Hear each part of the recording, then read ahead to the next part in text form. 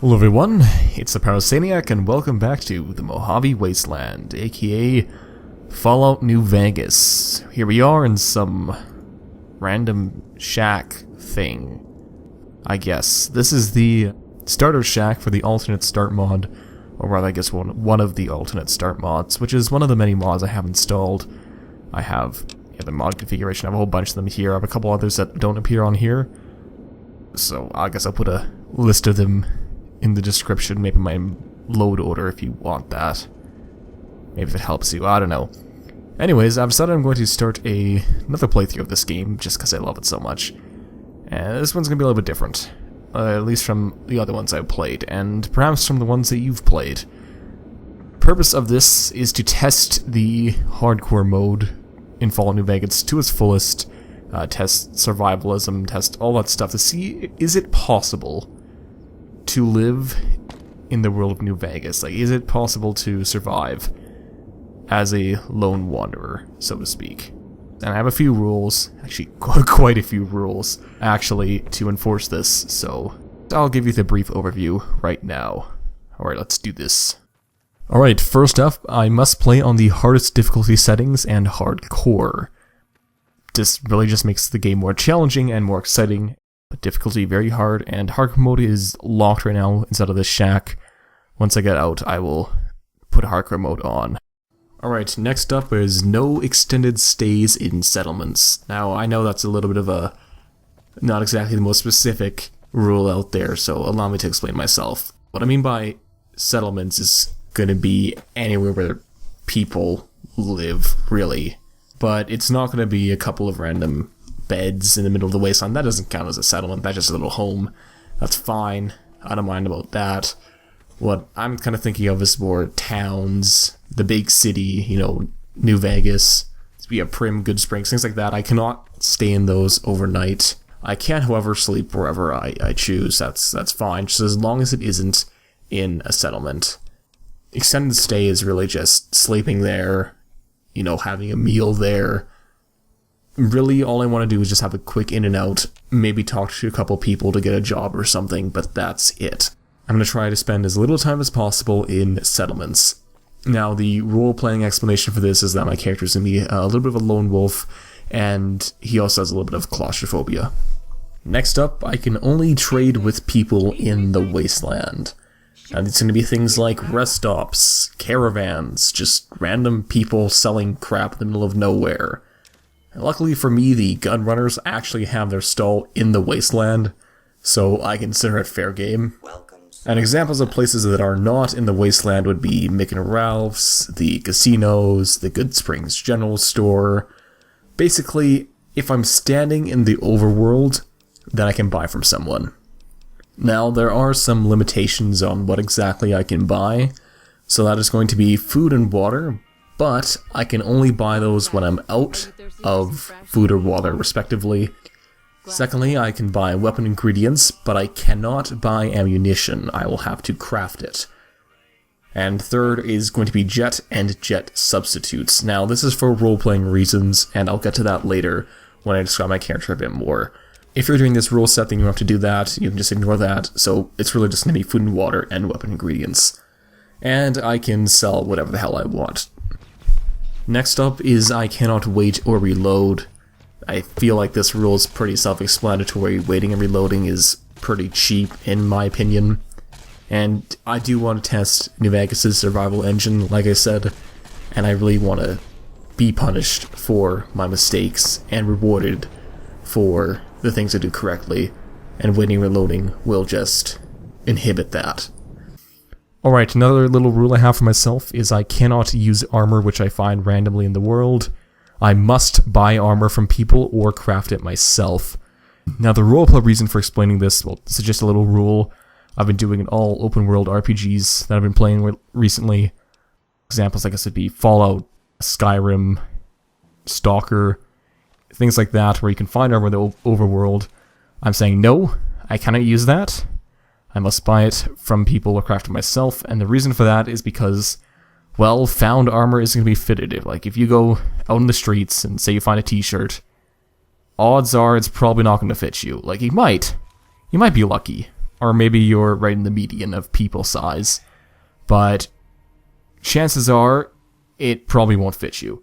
It's going to be too small, maybe too big, whatever. It just doesn't make sense. And armor is something that you really need to be fitted for yourself. So, yeah. Alright, next up is I cannot fast travel. I will give up the opportunity to collect ingredients, because, you know, if I'm going along, see a little box, maybe, just sitting in the sands, and I'm like, oh, what's in there? And then, oh look, weapon stuff. Maybe some food, that'd be awesome. You know, it's always helpful, and then of course I can maybe have an easy kill or something, get some more ammunition from that. Or maybe I'll run into a Brahmin or something, and I can kill that and get its meat. Extension of this rule is that I cannot use the map function of my Pip-Boy. I must use landmarks as a reference to guide myself. Alright, next up I can only carry one set of clothes. As a vagabond, I really don't care about my appearance too much. That's a little role-playing thing for me. I'll get to that later, like I said. And switching armor for different situations is a little bit cheap in my opinion. Next up, I cannot have any followers. Followers make the game much easier. It's like playing an MMO and then having other people accompany you versus playing the game solo. It's a really big difference. Additionally, followers don't really fit the lone wolf character I'm creating right now. This is a test of the Fallout New Vegas survival engine, and I kind of want a lone wolf style character in order to test the game to its fullest. My next rule is I cannot exceed the maximum carrying capacity. Now, I can't really give my crap to followers if I don't have any, so it's not that big of a deal. And even if I did allow myself the luxury of followers, I probably wouldn't allow them to give them my things. So I'm not going to find a weapon and then, oh no, it's over my capacity. And then I'll just hold it out in front of me and run to a vendor. That's just cheap. And it's a pain to walk places, and I really do not want to subject myself to that kind of torture.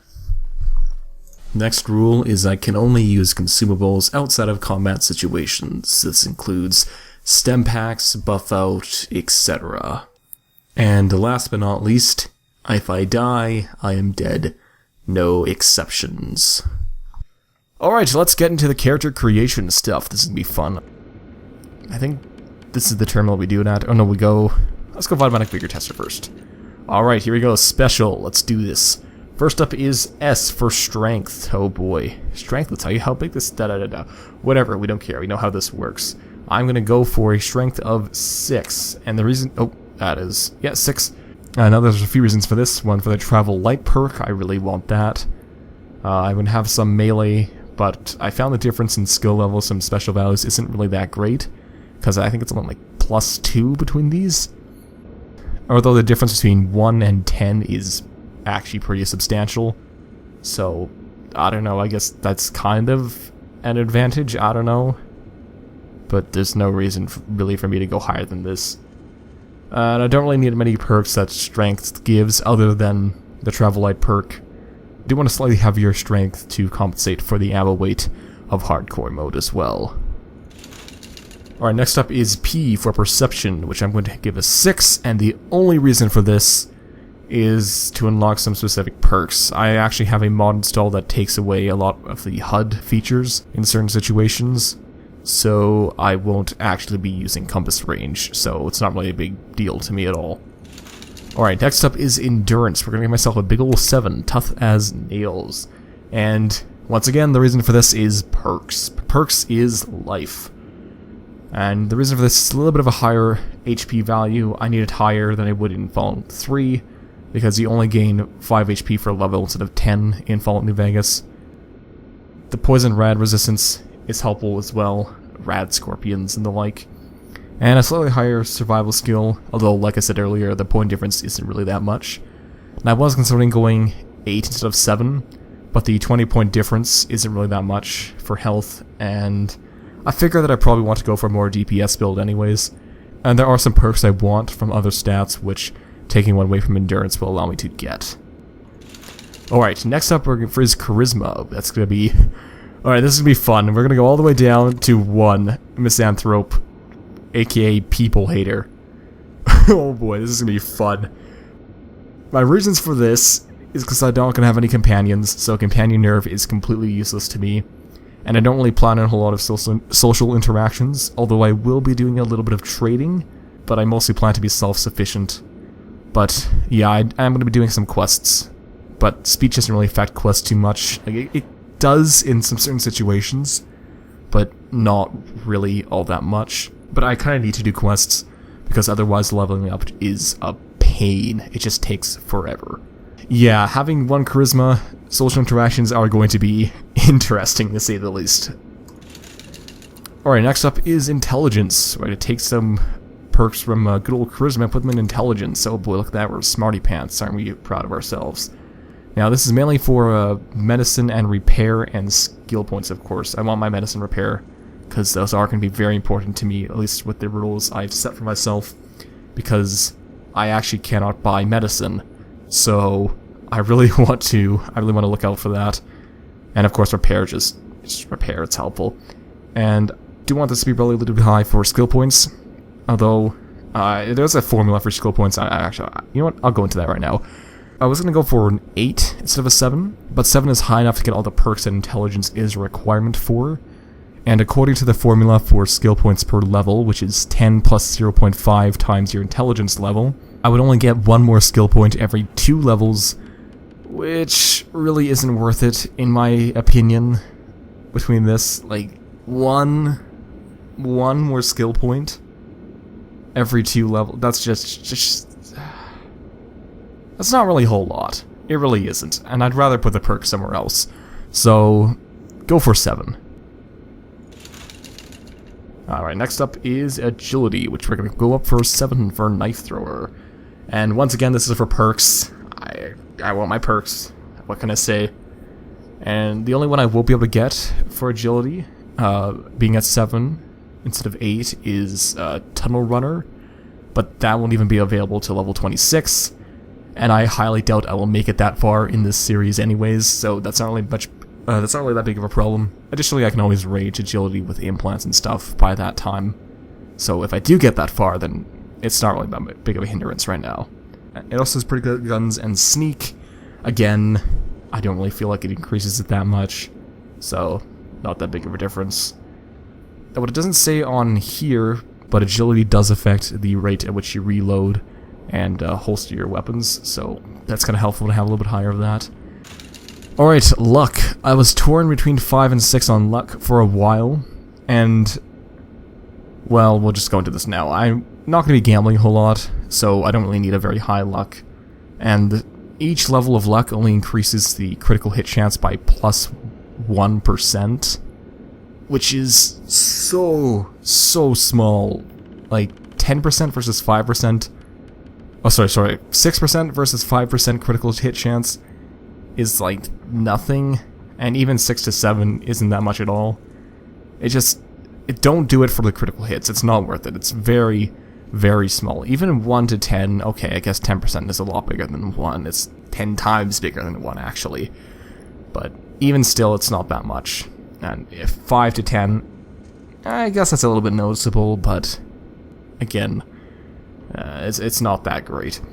Now, reason to not go for 6 luck is because there is no difference in the skill point increase from level 5 to 6. Both give a plus 3 to all skills, as is the case for all even values of luck. So that's going to be the same thing between 7 and 8, and 8 and 9. So if you're doing this yourself, I would highly recommend just ignoring all of these even numbers. I don't think they're worth it. However, I'm doing an even number. And the only reason for this is because of junk rounds. And junk rounds is the entire reason I went for 6 instead of 5. I don't care about any of this other crap, I just want junk rounds. Junk rounds is such an important perk for what I'm planning to do. I kinda need it. So yeah, I had to go for 6. And yeah, there we go, there's my special stuff if you want to copy it. There it is. Alright, let's jump into more the computer over there looks mighty interesting. Let's jump into the character stuff. Alright, my name. My name is not Courier, that's a lame name. My name is Phil. There we go. Simple. My race. Oh, here we go. Let's make a person. I'm not quite happy with how he looks, so let's do some magicalness and watch him change. And there we go. Here is Phil. Pretty sweet, if I say so myself. You know, it's a little bit messy here because he's a bit of a lone wolf and he's living out in the wastes. Now, I actually have a mod installed that gives me a medium beard. It's a kind of a... It's between the, I believe, the Survivalist? Not the Survivalist, sorry, the rough beard and the goatee. It just mashes them together to give you the medium beard, which is pretty awesome. I think it's pretty good. It's, you know, but just between the rough beard and the Survivalist, just it's right in the middle. Gives a good amount of facial hair, I think. A nice mod. And there we go. Perfect. Alright, disposition. This is going to be some fun stuff. The ends justify the means. Yeah, we are a little bit of a lone wolf, and like I said, I have 1 charisma, so obviously he's not the most well-liked person, but then again, he doesn't really talk to people a whole bunch, which is why I'm not making it lower, so there's that. Alright, time for my tag skills. I'm of the personal belief that tagged is only useful at the start of the game, but maybe that's just me. Okay, the ones I'm going to have tagged are guns, and the reason for this is because I'm going to be shooting things. It's kind of self-explanatory, and I'm not going to be using energy weapons because I don't really want to hunt Ash, if that makes any sense, because energy weapons just, like, wow, that's not the greatest. I guess it's a little bit of a bug with the UI. Anyways, energy weapons just dissolve your enemies, whereas guns just leave them with holes, and to be honest, I'd rather eat enemies with holes than enemies with nothing, I guess. Okay, next up is melee weapons. I'm having melee weapons because in case I run out of ammunition, it's going to be a guarantee I will run out of ammunition at one point or the other, so just that's the only reason. And next up is survival, and I am tagging this again. And a lot of people are like, oh no, survival is a useless skill, don't bother with it. Well, I actually do want this for food and water. I have higher hardcore rates because I do have Project Nevada installed, so I do want this survival skill. Additionally, it will help me get some really helpful things, such as purified water, some cooked foods, some armors, and, oh well, to put it nicely, it'll allow me to imitate the Great Khans to an extent. Okay. What do we have next? Weapon preference. My weapon preference is going to be shotguns, because shotguns, it's like, they're shotguns. What can I say? Okay, next up is Triads. Good old Triads. This is fun. Now, I'm gonna go for claustrophobia, which is gonna be awesome. This is an amazing perk for me. This fits my role-playing situation. And the bonuses are awesome. Look at this, +1 to all of your special attributes when outside, but you suffer a -1 when indoors. Now, I'm not going to be spending a whole lot of time indoors because the restrictions I have with the rules that I've put on myself. So that's not really a big issue for me at all. And this +1 is going to be godsend. It's going to be amazing. And we're going to have good natured as well, just to give me a little bit of helping hand to those minor skills, namely barter, medicine, repair, and speech to an extent.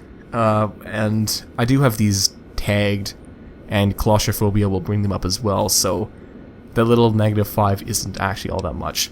Now, I was considering going for skilled, but I don't actually consider skilled to be that great, because I find it's better to actually just specialize in certain skills rather than give it to everything. And additionally, I do want to be leveling up faster in this playthrough, because I don't know how long I'm going to live for, so I want that high guns, that high sneak, as fast as possible, just so I can live. Alright, next up is my history. My history is going to be Survivalist. I believe it's here somewhere. There it is. You spent your life wandering the Mojave Desert. Due to radiation exposure, you've developed a slight resistance to rads, +10 rad resistance, and skills at Desert Survival, +10 survival. That's going to give me 44 to survival, and with the Claustrophobia, I think it's going to go a little bit higher. I'm not sure if it'll quite make 50, but it's going to be pretty high to begin with. A rock and sand reveals your days, and you've never given much thought to technology, so I'll have negative 10 to science. And that is going to be an issue for me, because I find that there are so little computers in the game that it isn't really that big of a deal. And like I said, I'm not going to be doing too much conversations, so the science bonuses to certain conversations isn't a big issue for me. And other bonuses are 25% less radiation when drinking. That's going to be very helpful for me. I'm going to be having a lot of radiated food and water, so definitely want that. Going to be perfect for me. Okay, I'll go.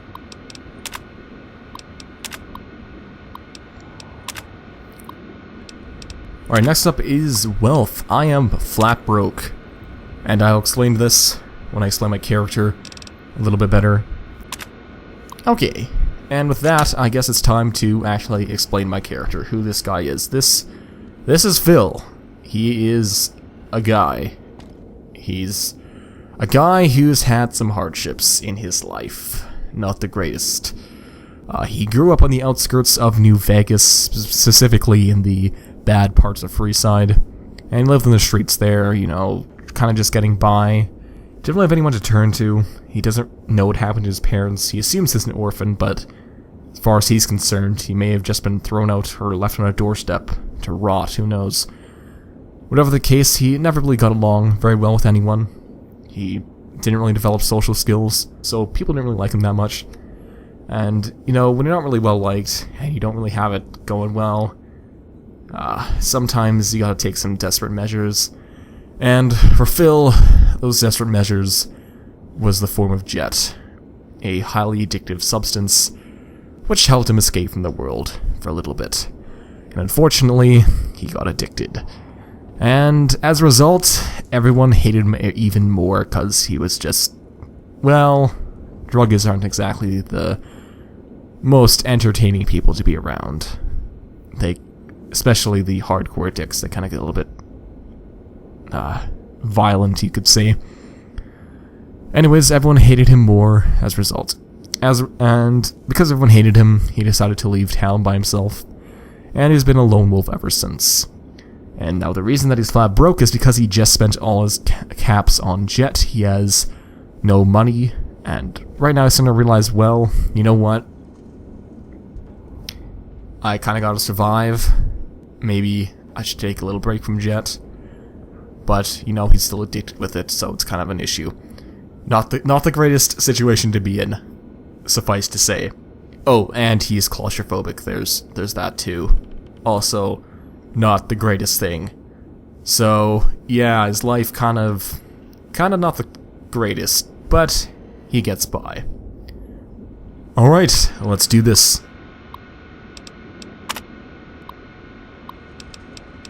Alright, now this is a very difficult decision. I do really want to start in Good Springs, because Fallout New Vegas is probably the most linear open world game out there. Like, honestly, it honest to God is. You start in Good Springs, and you have two choices. You can either go down to Prim, or you can go up to New Vegas. However, the game says, well, you know, you kinda can go to New Vegas, but not really, because there's a bunch of Deathclaws there, and Cassadors. So if you go there, you're probably gonna die. So, yeah, no. But Good Springs has a lot of really good things for newer players, such as the Good Springs General Store. That's helpful. But, like I said, I can't actually buy anything from there, so it's not that big of an issue for me. I'm just gonna have to be smart and hope they don't die, stay away from Deathclaws, and yeah. Like I said, I'm trying to see how well the game allows you to survive, so we're gonna do alternate start. Put the game to its test. Alright, let's do this.